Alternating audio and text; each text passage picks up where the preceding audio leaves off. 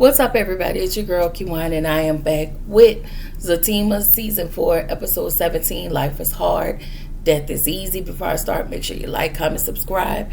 Click the notification bell button so you can be updated on every video. Make sure y'all like the video so I can stay in the algorithm. Y'all just keep bearing with me, okay? I still have to drop Love and Hip Hop Miami. I still got to drop all the Queensmen, the other episode of Zatima. I still have to do Next Gen NYC. First episode comes on Peacock tomorrow, but I will get there. And I still have not done my last 2 weeks of episode of This Is Polly, but I promise y'all I will be up to date by Sunday. I can assure y'all will have all these episodes out. I'll have all these episodes out so y'all can have stuff to watch, okay? All right, this is the last video of the day, though. This is the last video. I'll try to do 4 tomorrow. I was kind of delayed today, but I will try and give y'all 4. 1, 2, 3. Yeah, I'll give y'all 4 tomorrow.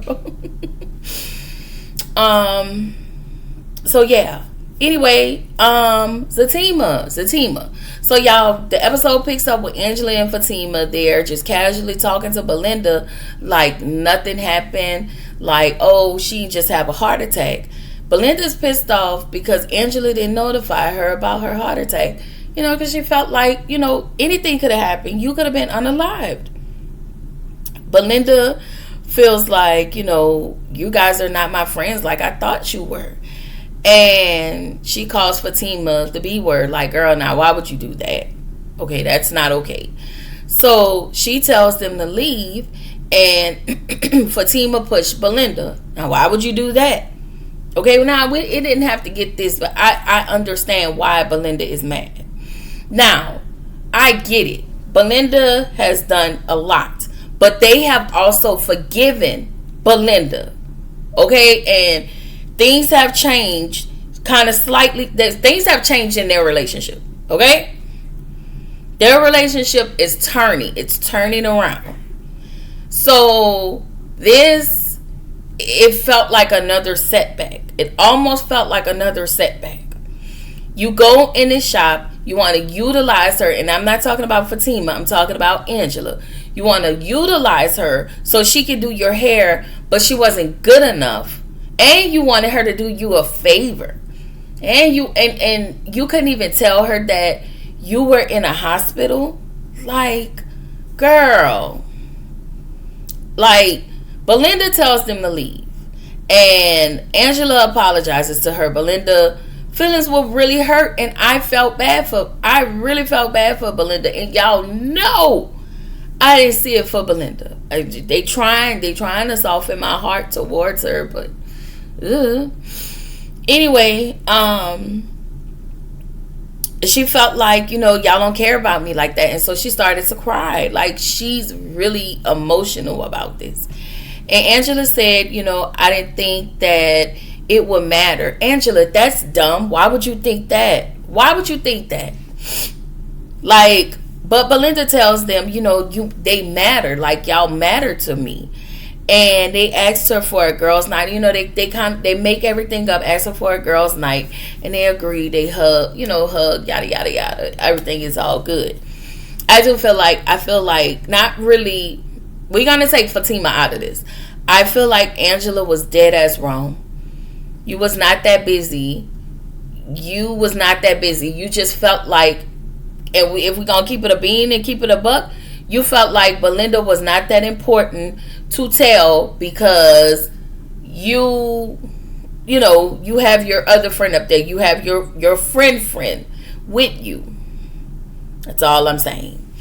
Anyway, in the next scene, Zach goes into Dr. Reed's group session and the anger management group session, and Zach shares that he's experienced racism early on that day. Dr. Reed tells him that you could be jumping to conclusions and asks if it's racism. If it is racism, then what would you do? And he also tells Zach, like, you need to confirm the reason for the rage and then you need to deal with it. Instead of, after you confirm it, deal with it, instead of just being angry about it. And we see that Zach has changed a whole lot. Like, he's did a complete 180. Dr. Reed tells Zach to be sure first. Like, and if you go to that person, you asking that person directly if he was being racist, you know that he's not gonna say directly, "Oh yes, I was being racist to you." He's gonna play in your face. Zach knows that. So then we find out Lori graduated, whatever that meant. And then we get to, so Dr. Reed was able to get Zach to see things from a different perspective, and I was really okay with this. Like, he's not hot-headed, you know, but he got him to see things from a different perspective. So in the next scene, Sean walks in a beauty salon, and Angela gets up and embarrasses her ass to the 10th power, and I wasn't mad at that because he came in with a girl, which was his cousin. But Angela didn't know that. You've pushed Sean away every season. Ever since Sean wanted you, as long as it wasn't for the schmecks, you was good with schmexing him until he wanted something solid. The moment he wanted something solid, you kept treating him like shit on a stick. Let's keep it a bean and a buck. Then you tell him you don't want to be bothered with him, but then he walks in with somebody, and all of a sudden you're now pissed. Girl, you got some damn nerve. You need to go sit on somebody's damn couch. You just told Bryce, you know what? She tells Sean, I had a heart attack. Oh, okay, so now you finna this whole this shit is stupid. So you gonna try to guilt him into feeling bad for you after you told him to stay away from you, and you told him not to contact you, girl. So how was he supposed to know you had a heart attack? He was like, I didn't know. Yeah, you didn't know because you didn't check on me again. Why was he supposed to check on you, Angela? Make that make sense for me. Angela be pissing me off. She's really pissing me off. Like, so, you just told Bryce that you were in love with him. Like, you sound dumb right now. Like, really, you sound confused. You really need to be, you really need to be in search of a fucking therapist. Excuse my language, y'all. But apparently she's in love with two men. No, two men. That's what happened. Anyway, I felt like, I'm glad you saw that and you really decided to show your ass. But now what are you gonna do? What do you do now? Anyway, my girl Connie, okay, because y'all know I love me some Connie. I go up for Connie. Okay, I ain't like to see my girl in that state, but she was, keeping it. She couldn't keep it all the way together, but she kept it together. Okay, that's my girl. I did have I kind of had an idea, and I could be wrong, y'all. It was just like my own foreshadowing.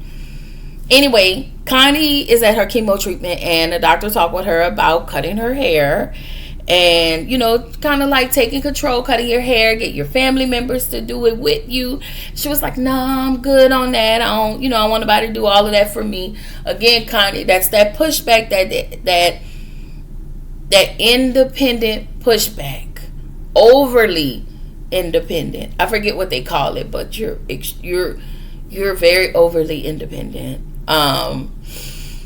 But she was asking the doctor, she was like, "Yo, what happened to my girl, Miss Betty? She was my girl. What happened?" And the doctor told her that Miss Betty passed away. And I was like, oh my God.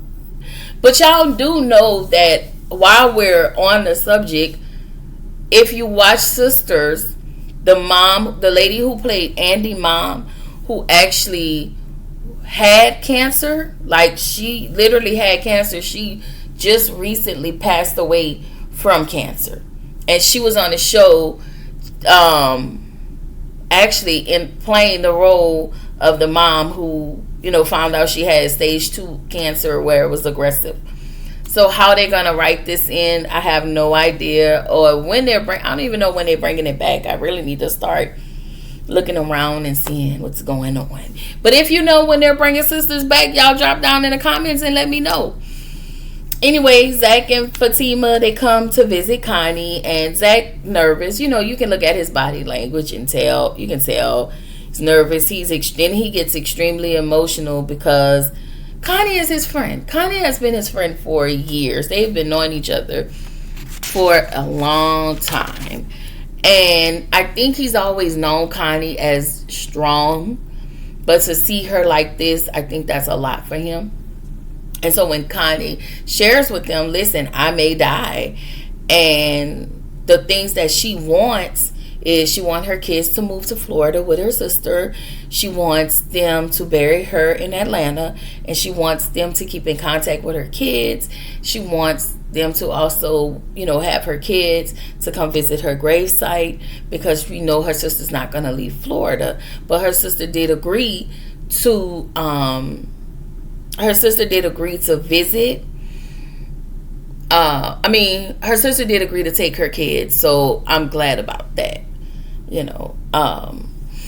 We also found out that Connie's cancer has spread and the doctors want to give her an aggressive treatment. And I'm like, Lord, not my girl. I don't know what I'm going to do, y'all. I don't know what I'm going to do.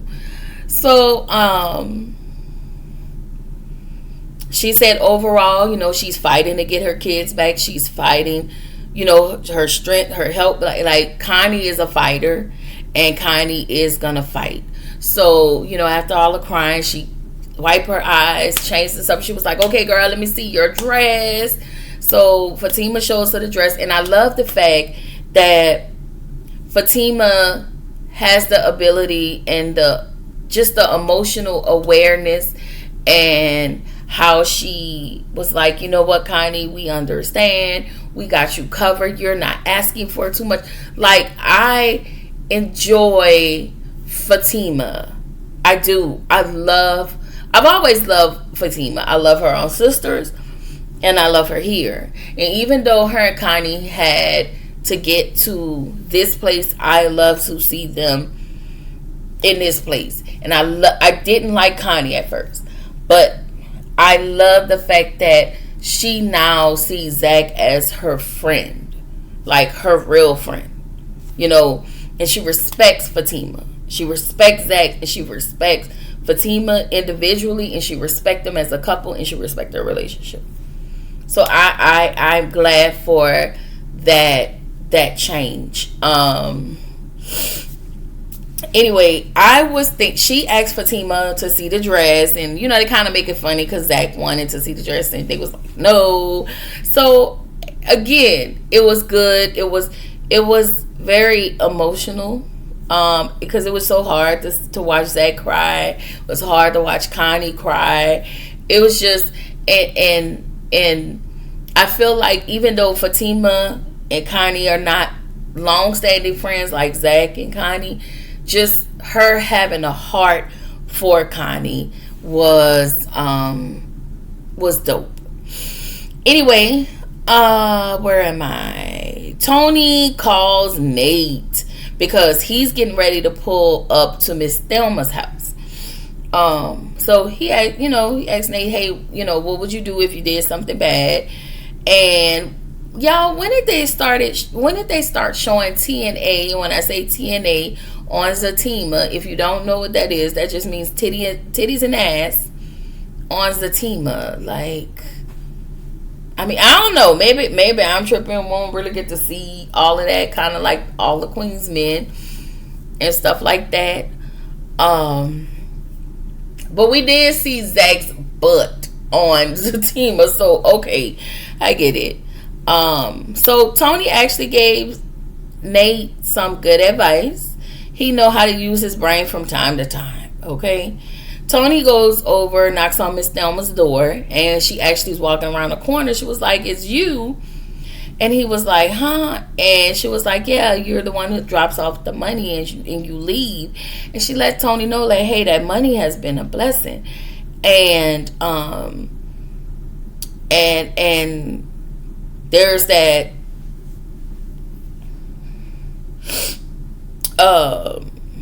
he apologizes to her about her he thought that was her son, but he found out that was her grandson. She said that she was relieved that they found him because he had not found peace, and he's been hurting a lot of innocent people. And I'm just paraphrasing, y'all. She realized that he was a danger to a lot of people, even himself. Like, I get it, he done a lot, but you're also a danger to yourself, because going out hurting people, you know that what you do is what you get back in life. What you put out is what you get back. So she said, "I did what I could for him." She hadn't spoken to him in 2 years, but when he tried to harm her, she was like, "No, hell no, you have to go," and she let him go. She said most parents, most grandparents won't admit that, but I also feel like in some ways she was saying that he was free for the first time in his life. She said he blamed his mom. He blamed his grandmother for how he started showing up, and he blamed his mom for abandoning her. And I was like, my grandmother, I don't know. The grandmother take him in, and she probably raised him as best as she could.